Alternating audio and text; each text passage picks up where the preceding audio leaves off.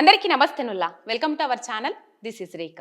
Right, మన రాష్ట్రం మనకు వచ్చింది, మన అస్తిత్వం మనకి ఏర్పాటైంది, మన భాష మన యాస ఈసడించుకున్న నుంచే ఒక గుర్తింపు లభించింది అనుకున్న క్రమంలో మళ్ళా తెలంగాణ అస్తిత్వం మీద దెబ్బ పడుతుందా, కుట్రలు జరుగుతున్నాయా అన్న అనుమానాలు వస్తూ ఉన్నాయి రాష్ట్రంలో ప్రజెంట్ కాంగ్రెస్ పాలనలో. అట్లాంటి అనుమానాలన్నిటికీ సమాధానం చెప్పించడం కోసం తెలంగాణ వాదుల నుంచి, తెలంగాణ ఉద్యమకారుల నుంచి కొన్ని ముచ్చట్లు మాట్లాడిపియాలి. తెలంగాణ ఉద్యమం అంటే ఏంది, తెలంగాణ భాష యాస సంస్కృతి సాంప్రదాయాలు అంటే ఏంది, మన ఒక్కొక్క దానికి ఒక్కొక్క గుర్తింపు ఉంటుంది. వాటన్నిటికి సంబంధించిన అంశాలన్నీ మాట్లాడిపియాల్సిన అవసరం ఉన్నది, ఇప్పటి తరానికి తెలియజేయాల్సిన అవసరం ఉన్నది. కాబట్టి ఇయల్ల మనం ఒక సార్ దగ్గరికి వచ్చినాం. సార్ గురించి నేను పేరు చెప్పకంటే ముందుగాల ఒక పాట పాడతా. నాగేటి సాల్లల్ల నా తెలంగాణ, నా తెలంగాణ, నవ్వేటి బతుకుల్ల నా తెలంగాణ, నా తెలంగాణ. యాదకొచ్చిందిగా. నందిని సిద్ధారెడ్డి సార్ దగ్గరకు వచ్చినాం. సార్తోని తెలంగాణకు సంబంధించిన అంశాలన్నీ మాట్లాడిపించుకుందాం. నమస్తే సార్. నమస్తే అమ్మా. ఎట్లున్నారు సార్? బాగున్నానమ్మా. సార్, చూస్తున్నాం ప్రజెంట్ సిచ్యువేషన్. మనకంటూ ఒక గుర్తింపు వచ్చింది. 10 ఏళ్ల పాటు మన పండుగలను మనం గర్వంగా చేసుకున్నాం. మార్పు మార్పు అనుకుంటా కాంగ్రెస్ పార్టీ అధికారంలోకి వచ్చింది తెలంగాణలో. సార్, మార్పు అంటే ఈ రకమైన మార్పేనా, ఇసొంటి మార్పేనా? అంటే విగ్రహాలు మార్చడం, పేర్లు మార్చడం, కేసీఆర్ పెట్టిండు కదా అని కేసీఆర్ పేరు చెరిపేయాలని చెప్పేసి, కేసీఆర్ ఆనవాలు లేకుండా చేయాలని చెప్పేసి ఉద్యమంలో పెట్టిన ఒక ఐకానిక్గా మనల్ని నడిపించింది తెలంగాణ తల్లి విగ్రహం. మనందరికీ ఒక దేవతామూర్తి లెక్క కనబడ్డది. ఇలా సెక్రటేరియట్ ముందు తెలంగాణ తల్లి రూపురేఖలు మార్చేసి బతుకమ్మను తీసేసిండ్రు. మన బతుకు అయిన బతుకమ్మను తీసేసి పెట్టిండ్రు. ఈ అంశం మీద ఏం మాట్లాడతారు సార్ మీరు? తెలంగాణ అస్తిత్వ చిహ్నం అది. తెలంగాణ తల్లి అంటే తెలంగాణ అస్తిత్వానికి ప్రతీక. సార్, ఆ ప్రతీకలో మార్పులు తీసుకురావడం, విగ్రహంలో మార్పులు తీసుకురావడం అనేది తప్పనిసరిగా తెలంగాణ వ్యతిరేకులు చేసే పని. అది కూడా తెలంగాణ పేరుతో జరుగుతున్నది కనుక మార్పులు, తెలంగాణ తల్లిని మార్చడం కూడా తెలంగాణ పేరుతోనే జరుగుతున్నది. కానీ తెలంగాణ పేరుతో జరుగుతున్న దాంట్లో తెలంగాణ అస్తిత్వానికి అత్యంత ప్రాధాన్యమైనటువంటి బతుకమ్మను తొలగించడం అనేటువంటిది తీవ్ర అభ్యంతరం. ఎందుకంటే బతుకమ్మ అకస్మాత్తుగా వేదిక మీదకి వచ్చినది కాదు. బతుకమ్మకు ఒక 1000 సంవత్సరాల చరిత్ర ఉంది. వ్యవసాయం పుట్టిన దగ్గర నుంచి, చెరువులు ఏర్పడిన దగ్గర నుంచి చెరువులకు బతుకమ్మకు ఒక అవినాభావ సంబంధం ఉంది. ఆ అవినాభావ సంబంధానికి, వ్యవసాయ సంస్కృతికి, జానపద సంస్కృతికి, గ్రామీణ సంస్కృతికి ప్రతీక బతుకమ్మ. అది తెలంగాణ గ్రామీణ సంస్కృతికి ప్రతీక. దాన్ని విగ్రహంలోంచి తొలగించడం అనేది అది ఇప్పుడు ప్రభుత్వం చేస్తున్నటువంటి తప్పిదం. అది కేసీఆర్ మీద కోపం ఉంటే అది ఇంకో రకంగా నెరవేర్చుకోవాలి. తెలంగాణ రాష్ట్ర సమితి అప్పుడు ప్రభుత్వం కనుక ఆ రాష్ట్ర సమితి మీద కోపం ఉంటే అది ఇంకో రకంగా నెరవేర్చుకోవాలి. దానికంటే మంచి పాలన అందించడం ద్వారా దాని మీద విజయం సాధించవచ్చు. కానీ అవి ఇడిచిపెట్టేసి ఇప్పుడు ప్రజలైతే ఆ పాలనలో ఉన్నటువంటి కొన్ని లోపాలు గుర్తించి ఇది బాగలేదనే ఈ పాలనకు ఓట్లేసి గెలిపించుకొని కుర్చీ మీద కూర్చుండబెట్టారు. ఆ కుర్చీ మీద కూర్చుండబెట్టినప్పుడు తెలంగాణ అస్తిత్వాన్ని గౌరవించేటటువంటి పని ఇప్పుడు ప్రభుత్వం చేయాలి. తెలంగాణ అస్తిత్వ నిర్మాణం అనేది ఒక రోజునో 2 రోజులో జరిగేది కాదు. అది 100 ఏండ్ల నుంచి 1000 ఏండ్ల నుంచి జరుగుతూ వచ్చింది. ఇంకొక 1000 ఏండ్ల వరకు జరగవలసినటువంటి అవసరం ఉంది. దాన్ని ఇప్పుడు వచ్చిన తర్వాత ఉన్న ప్రతీకల్ని తొలగించేటటువంటి పని పెట్టుకుంటే అది తెలంగాణకు అన్యాయం అవుతుంది తప్ప తెలంగాణకు నష్టం కల్పించడమే తప్ప లాభం కల్పించడం కాదు. ఇప్పుడు పెట్టిన తెలంగాణ తల్లి విగ్రహం అని చెప్పేసి కాంగ్రెస్లు చెప్తుండ్రు కదా సార్, ఆ విగ్రహం మీద మీ అభిప్రాయం ఏంది సార్? ఏం చెప్తారు? ఇప్పుడు పెట్టినటువంటి విగ్రహంలో 4-5 లోపాలు ఉన్నాయి. ఒకటి, పెట్టినటువంటి తెలంగాణ తల్లి చాలా సీదాసాదాగా ఉన్నది అని వాళ్ళు చెప్తున్నారు. కానీ గ్రామీణ మహిళ అని చెప్పినప్పుడు గ్రామీణ మహిళ రూపం అందులో పూర్తిగా లేదు. శ్రామిక మహిళ అని చెప్తున్నారు, శ్రామిక మహిళ రూపం కూడా అది పూర్తిగా లేదు. శ్రామిక మహిళ అయితే గోచికట్టు ఉంటుంది. గోచికట్టు లేదు, చెంగులు విడిచినటువంటి చీర ఉంది, ఉమ్, చెంగులు అవును తో చీర ఉన్నది. కాబట్టి ఆ చీర, ఆ తీర్చిదిద్దినటువంటి ముఖం, తలదువ్వినటువంటి వెంట్రుకలు ఇవన్నీ చూసినప్పుడు ఒక మాదిరి కుటుంబాల్లో ఉండే మహిళ కావచ్చు. అప్పుడు అంటే ఏమంటున్నారు అంటే ఒక గౌరవభావం ఉండాలి కదా, ఒక చూడంగానే ప్రేమమూర్తిలాగా మాతృమూర్తిలాగా అనిపించాలి కదా. ఉమ్, ఇంతకు ముందున్న విగ్రహం అదే ఉద్దేశంతో ప్రేమమూర్తి, మాతృమూర్తి, ఆరాధనామూర్తి, సౌజన్యమూర్తి అని ఇవన్నీ కలిపి ఒక దేవతామూర్తిలాగా ఉండాలని ఆ రూపం అప్పుడు ఇవ్వడం జరిగింది. దాని వెనక కూడా అనేక రోజుల పాటు చర్చలు జరిగినాయి. అవును సార్. చర్చలు జరిగిన తర్వాత అప్పుడు కూడా సామాన్య స్త్రీలాగా ఉండాలనే చర్చ కూడా జరిగింది. సామాన్య స్త్రీగా ఉండాలనేటువంటి చర్చకు ఒక రూపం కూడా అప్పుడు ఇచ్చారు. బివిఎన్ చారి అనే ఒక శిల్పి, ఉమ్, ఒక చిత్రకారుడు సామాన్య స్త్రీ రూపంలో ఒక తెలంగాణ తల్లిని చిత్రించాడు. దానికి మెరుగులు పరచగా వచ్చినటువంటి రూపం గత తెలంగాణ తల్లి రూపం. ఉమ్, ఆ గత తెలంగాణ తల్లి రూపం అది కేసీఆర్ ప్రభుత్వం వచ్చినాక ఏర్పాటు చేసినటువంటి రూపం కాదు. అది తెలంగాణ ఉద్యమ కాలంలో నిర్మాణమైనటువంటి రూపం అది. కాబట్టి తెలంగాణ ఉద్యమ చరిత్ర దానికి ఉంది. తెలంగాణ రాష్ట్ర సాధనలో ఆ విగ్రహం యొక్క పాత్ర కూడా ఉంది. ఇక్కడ ఉండేటటువంటి 4 కోట్ల మంది తెలంగాణ ప్రజలకు, ఏ రకమైనటువంటి గాయకులకు, కళాకారులకు, కవులకు, రాజకీయ నాయకులకు, మేధావులకు, ఉపాధ్యాయులకు, ఉద్యోగులకు, ఈ ఇన్ని రకాల ప్రజలకు, గ్రామీణ ప్రజలకు, జానపద ప్రజలకు, వృత్తుల వాళ్లకు ఎట్లా పాత్ర ఉందో వీళ్ళందరి పాత్రతో పాటు విగ్రహం యొక్క పాత్ర కూడా ఉన్నది. ఉమ్, అంటే నిర్జీవమైన విగ్రహానికి పాత్ర ఉంటుందా అని అడగవచ్చు. కానీ నిర్జీవమైన విగ్రహం కూడా ఒక్కొక్కసారి చైతన్యవంతమైనటువంటి ప్రజలకు ఉద్వేగాన్ని కల్పించి పోరాటానికి నడిపించేటటువంటి శక్తి విగ్రహం వల్ల వస్తుంది. ఉమ్, కాబట్టి విగ్రహంలో ఉన్నటువంటి, విగ్రహం చేతిలో ఉండేటటువంటి ప్రతీక బతుకమ్మ. ఉమ్, కాబట్టి దాంట్లో ఉండే రెండవ లోపం ఏంటిదంటే ఉమ్, విగ్రహంలోనే అది పూర్తిగా సామాన్య స్త్రీ కాదు, పూర్తిగా శ్రామిక మహిళ కాదు, గ్రామీణ మహిళ కాదు. ఒకటి. రెండవది, గ్రామీణ మహిళకు, శ్రామిక మహిళకు చేతిలో ఉమ్, ఒక పనిముట్టు ఉండాలి. అయితే కొడవలి, వరి కోసేటప్పుడు కొడవలి ఉండాలి. కలుపు తీసి కాలువ మట్టేటప్పుడు, నీళ్లు కట్టేటప్పుడు పార ఉండాలి. చేతిలో పార లేదు, కొడవలి లేదు. ఎడ్లు కాసేటప్పుడు గ్రామీణ మహిళ అయితే ఎడ్లు కాస్తున్నప్పుడు చేతిలో కట్టె ఉండాలి, కట్టె కూడా లేదు.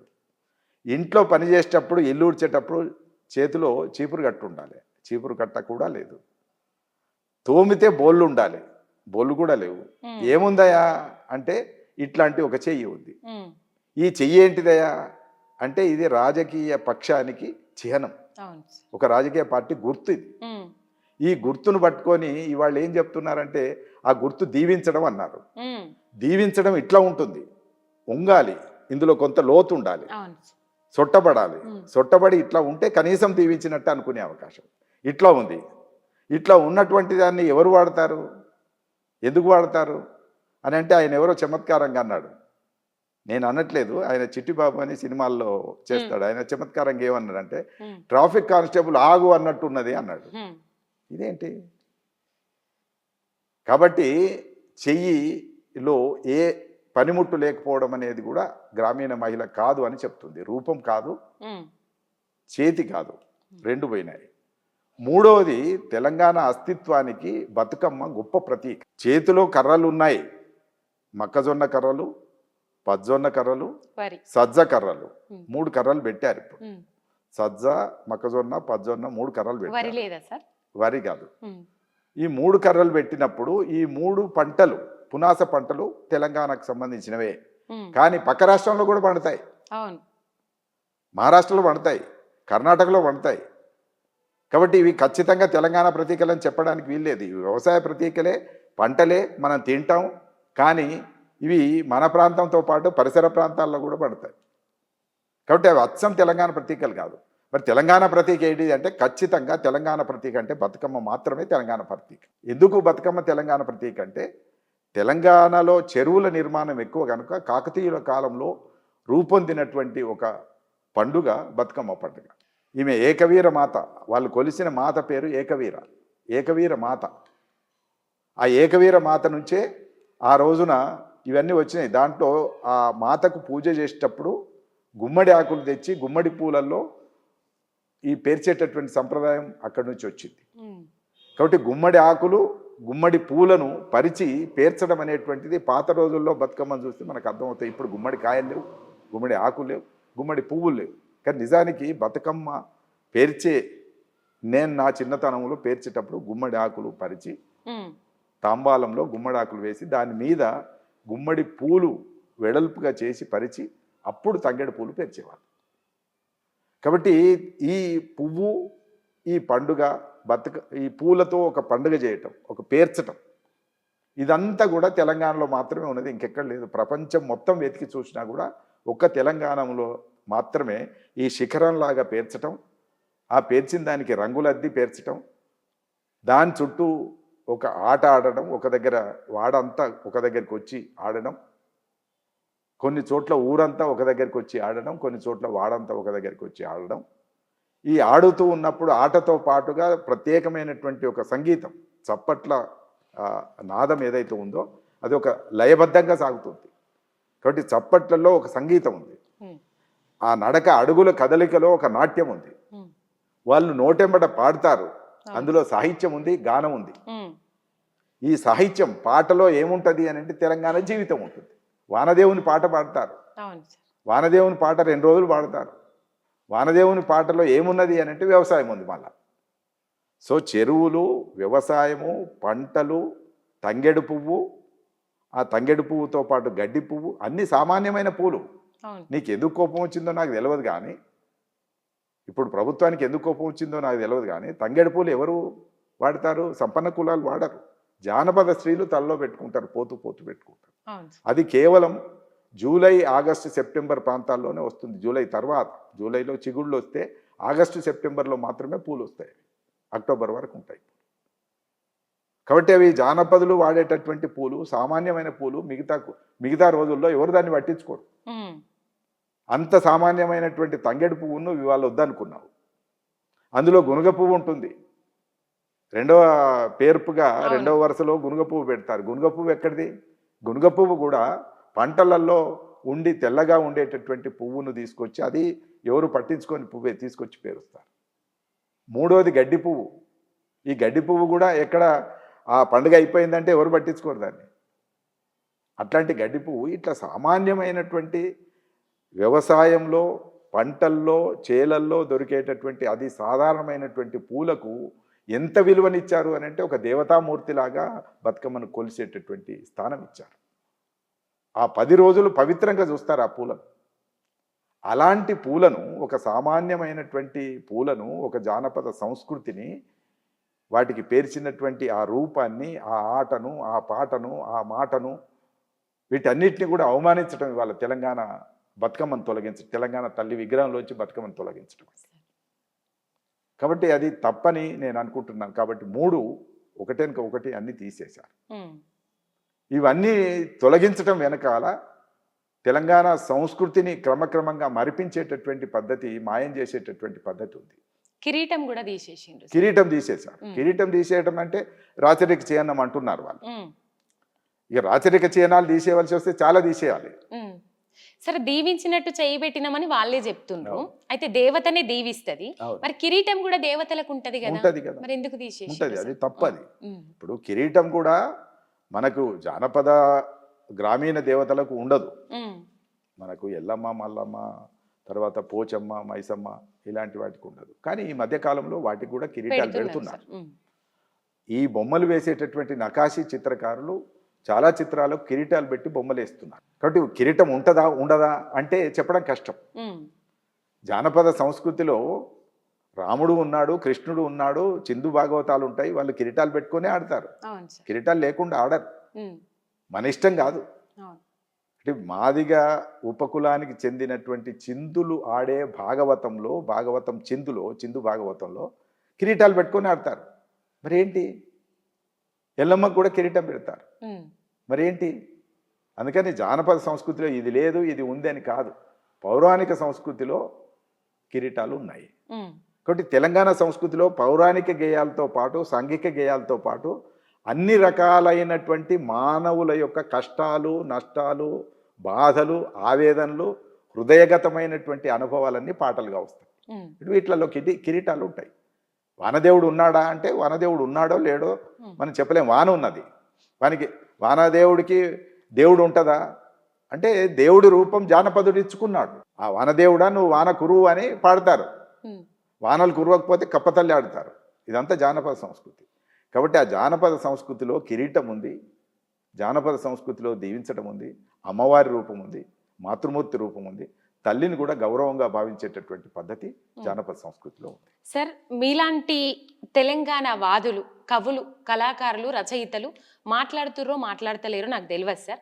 మాట్లాడే మీలాంటి వాళ్ళు కొద్దిమంది బతుకమ్మని ఎందుకు తీసేసిండ్రు అనే క్వశ్చన్ రేజ్ చేసినప్పుడు వాళ్ళు చెప్పే సమాధానం ఎట్లున్నదంటే సార్, రజాకార్ వారసులమా మేమేమన్నా బతుకమ్మ ఆడేటందుకు ఒక మాట అయితే, రాష్ట్రంలో 70% మంది మీదనే అగ్రకులాలకు సంబంధించిన వాళ్ళు మాత్రమే ఆడతారు బతుకమ్మ అనే సమాధానం వాళ్ళు చెప్తారు సార్. దానికి ఏం సమాధానం చెప్తారు సార్ మీరు?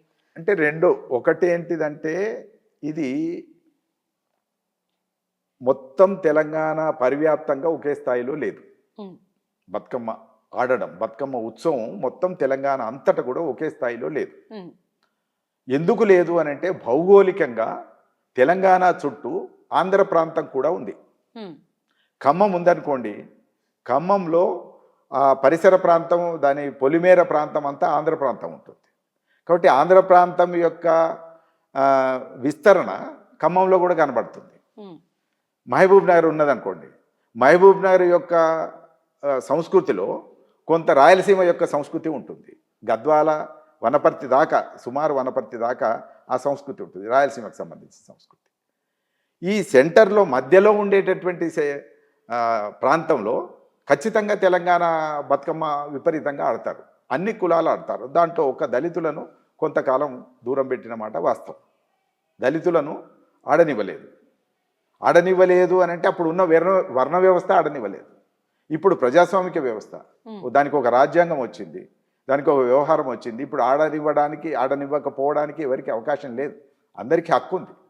ముఖ్యంగా తెలంగాణ ఉద్యమం వచ్చిన తర్వాత 18 సంవత్సరాల ఉద్యమం 96లో మొదలైతే తెలంగాణ ఉద్యమం వచ్చిన తర్వాత బతుకమ్మ ఒక అగ్రవర్ణాల బతుకమ్మ కాదు, బహుజన బతుకమ్మ అని కొందరు ఆడుతున్నారు.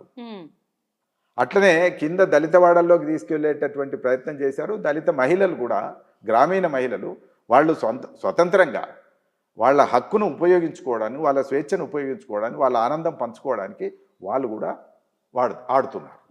ఇవాళ ఆడుతున్నప్పుడు 50 ఏళ్ళ కింది ముచ్చడి తీసుకొచ్చి 100 ఏళ్ళ కింది ముచ్చడి తీసి రజాకారుల వారసులమానో, లేదా నిజాం హయాంలో ఎవరినో బట్టలు ఇడిపించి ఆడిండనో ఒక నెపం మీద ఇవాళ బతుకమ్మను పక్కకు పెట్టడం అనేది తప్పు. తెలంగాణ అస్తిత్వానికి అది ద్రోహం చేయడమే అని నేను అనుకుంటాను, దాన్ని అవమానించడం. ఎందుకంటే నిజాం కంటే ముందే బతుకమ్మ ఉంది. కాకతీయుల కాలంలో వచ్చినటువంటి చరిత్ర మనకున్నది. కాబట్టి కాకతీయుల కాలంలో తర్వాత నుంచి రాజులు పరిపాలించేటప్పుడు గోల్కొండ నవాబులు కూడా పరిపాలించారు దీన్ని. అప్పుడు ఏం కాలేదు. అట్లనే దాని తర్వాత నిజాంలో వచ్చారు. నిజాంలో ఎవరో ఒక రాజు కొంచెం తగ్గించి ఉండవచ్చు. ఆ టైంలో రాజు ప్రేరణ చేత రజాకారులు వచ్చి ఊళ్ళల్లో మీద పడి ఉండవచ్చు. అయితే ఎప్పటికీ దాన్నే పెట్టుకొని కూర్చుంటామా? కాదు కదా. ఒక జానపద సంస్కృతి ఆనాడు ఉర్దూ మాట్లాడించడు, తెలుగును మాట్లాడనీయలేదు. ఇవాళ తెలుగు మాట్లాడతామా? తెలుగు మాట్లాడతాం. తెలుగు మాట్లాడినట్టే ఆనాడు వాళ్ళు ఎవరో అవమానిస్తే ఇది ఆగిపోయేది కాదు అస్తిత్వ ప్రకటన. నిజాం రాజ్యంలో ఉన్నప్పుడు ఒక మహారాష్ట్రకు సంబంధించినటువంటి కార్వే అనే పండితుడు తెలుగు భాషలో మాట్లాడడం తప్పు, తెలుగును మాట్లాడని అని అవమానిస్తే వచ్చింది పెద్ద ఉద్యమం. అది ఎంత ఉద్యమం అంటే ఆంధ్ర మహాసభ ఏర్పడ్డది, అది రైతాంగ ఉద్యమం దాకా పోయింది. ఊళ్ళకి వెళ్ళి భూస్వాముల్ని, దొరల్ని తరిమి కొట్టేదాకా వెళ్ళింది. అంటే ఒక ఉద్యమాన్ని, ఒక అస్తిత్వాన్ని నువ్వు అగౌరవపరిస్తే ఎంత విస్ఫోటనం జరుగుతుంది అనే దానికి తెలంగాణ రైతాంగ పోరాటం కారణం. అట్లనే ఇప్పుడు బతుకమ్మ అనే దాన్ని మీరు తొలగిస్తే, ఏదో వంకబెట్టి తొలగిస్తే అది సరైనటువంటి పద్ధతి కాదు. అది పెద్ద విస్ఫోటనంగా మారేటటువంటి అవకాశం కూడా ఉంటుంది. ఇవాళ దళితులు ఒకవేళ ఎప్పుడో ఆడనీయకపోతే దళితులు ఆడడానికి సిద్ధంగా ఉన్నప్పుడు ఆ హక్కు వాళ్ళకి కల్పించాలి, ఆ స్వేచ్ఛ వాళ్ళకి కల్పించాలి. ఆడుకోమని చెప్పాలి, ఆడుకుంటున్నారు. ఇవాళ పాటలు రాసినటువంటి దాంట్లో చాలామంది దళిత కుటుంబాలకు వచ్చినటువంటి వాళ్ళు కూడా బతుకమ్మ పాటలు రాశారు, బతుకమ్మ పాటలు పాడారు. ఇవాళ ఛానళ్ళు బతుకమ్మ వచ్చింది అని అంటే 15 రోజుల ముందటి నుంచి పాటలు రాసి షూట్ చేసి విడుదల చేస్తారు. అవును సార్. అట్లా కొన్ని వేల పాటలు వచ్చినాయి. ఎంత ప్రేమ ఉంటే అంత వస్తుంది. ఈ పాటలన్నీ ఎవరు చూస్తున్నారు? వ్యూవర్స్ ఉంటేనే కదా వస్తాయి. వ్యూవర్స్ చూస్తున్నారు, స్త్రీలు ఆడుతున్నారు. ఇవన్నీ ఆడేటప్పుడు ఇంత పెద్ద సంస్కృతి కలిగినటువంటి ఒక పండుగను కాదంటే ఎట్లా? ఇవాళ బతుకమ్మ విస్తరణ పొందింది తెలంగాణ ఉద్యమం తర్వాత. ఎంత విస్తరణ పొందిందంటే రాయలసీమలో ఆడుతున్నారు, ఉత్తరాంధ్రలో ఆడుతున్నారు, ఇంకా విస్తరణ పొంది లండన్లో ఉన్న తెలంగాణ వాళ్ళు ఆడుతున్నారు. నేను స్వయంగా చూశాను. బర్మింగ్హామ్లో నేను బతుకమ్మ ఉత్సవాలకు వెళ్ళినప్పుడు అక్కడ ఆడుతూ ఉన్నప్పుడు ఒక గుజరాతీ స్త్రీ, గుజరాత్ ఆమె వచ్చి ఏ పూలంకా నాచే అయినా అంబి నాచితే అనే వచ్చి ఆడింది. ఆమె పూలంకా నాచే, పూలంకా ఖేలే. దాన్ని ఆమె వచ్చి నృత్యం చేసి అంత గొప్పగా ఆడుతున్నటువంటి దశలో, అమెరికాలో కూడా ఆడుతున్న దశలో, ఆస్ట్రేలియాలో కూడా ఆడుతున్న దశలో మన తెలంగాణలో దాన్ని తొలగించడం ఏం పద్ధతి, ఏం సంస్కారం? మొన్ననే అమెరికా వాళ్ళు అక్కడ ఉన్న తెలుగుల కోసం అధికారికంగా ప్రకటించారు సార్ బతుకమ్మ పండుగ. ఎస్ అమెరికా గుర్తించేటప్పుడు, అమెరికా ప్రభుత్వాలు కూడా గుర్తించేటప్పుడు స్థానికంగా ఏర్పడినటువంటి ప్రభుత్వం దాన్ని తొలగించడం తప్పు కదా. అందుకని అది తప్పని ఒక కవిగా నేను తీవ్రంగా దాన్ని ఖండిస్తున్నాను, దాని పట్ల వ్యతిరేకత ప్రకటిస్తున్నాను. బతుకమ్మను ఒక కులానికి అంటగట్టడం, లేదా ఒక పార్టీకి అంటగట్టడం, లేదా ఒక వ్యక్తికి అంటగట్టడం ఇది కవితలాగా ఉంది. ఏంటి నువ్వు కవితలాగా ఉంది అంటే వాళ్ళు ఇంకోరిలాగా రేవంత్ రెడ్డి ఇంట్లో వాళ్ళ భార్యలాగా ఉందని ఇంకోరంట. ఇది ఏంటి పర్సనలైజేషన్? ఇంత తక్కువ స్థాయికి కుదించాలన్నా దీన్ని? మీ పార్టీల మధ్యన ఉండేటటువంటి ప్రతీకారాలు, భావోద్వేగాలు ఇవన్నీ బతుకమ్మకు ఆపాదించడం అనేది సరైనటువంటి పద్ధతి కాదు. దాన్ని విశాలంగా చూడండి. తెలంగాణ ఉద్యమం వచ్చిన తర్వాత దాని విస్తరణ పొందింది. నేను ఇందాక అన్నట్టుగా తెలంగాణ రాష్ట్ర సాధనలో తెలంగాణ తల్లి విగ్రహానికి ఎంత పాత్ర ఉందో బతుకమ్మకు కూడా అంత పాత్ర ఉంది. బతుకమ్మను చేతిలో పట్టుకొని తంగెడి పూలు పేర్చుకొని, తంగెడి పూలు దొరికి తంగెడి పూలు లేకపోతే బంతి పూలు పట్టుకొని బతుకమ్మలాగా పేర్చుకొని పోరాటం చేసేటప్పుడు ఉద్యమంలోకి ఊరికొచ్చారు స్త్రీలు. ఎందుకు ఊరికొచ్చారు వీళ్ళు? అది ఇప్పుడు బతుకమ్మ పండుగ లేనప్పుడు వీళ్ళు ఎందుకు వచ్చారు అంటే ఒక భావోద్వేగం. మన రాష్ట్రం మనకు కావాలి అన్నప్పుడు మన రాష్ట్ర భావోద్వేగం ప్రజల్లో నింపాలి, నిండుకోవాలి అని అనుకున్నప్పుడు ఈ బతుకమ్మను చేతిలో పట్టుకొని పేర్చుకొని బయట కూరుకొచ్చారు. అది స్త్రీల యొక్క వ్యక్తీకరణ. ఇవాళ అట్లాంటి దాన్ని పట్టుకొని ఇది కొన్ని కులము, ఒకరు ఆడలేదు, ఒకరు ఆడనీయలేదు, ఇవి మాట్లాడితే అది సరైనటువంటి పద్ధతి కాదు. బతుకమ్మ మీద 89లో ఇప్పుడు వీళ్ళంటూ టీఆర్ఎస్ వచ్చి ఏదో చేసినట్టు మాట్లాడుతున్నారు. కాదు, టీఆర్ఎస్ కంటే ముందు కాళోజీ నారాయణరావు బతుకమ్మ బతుకు అనే ఒక కవిత రాశాడు. ఎప్పుడు 60లో రాశాడు ఆయన. 60లో బతుకమ్మ మీద కవిత రాశాడు ఆయన.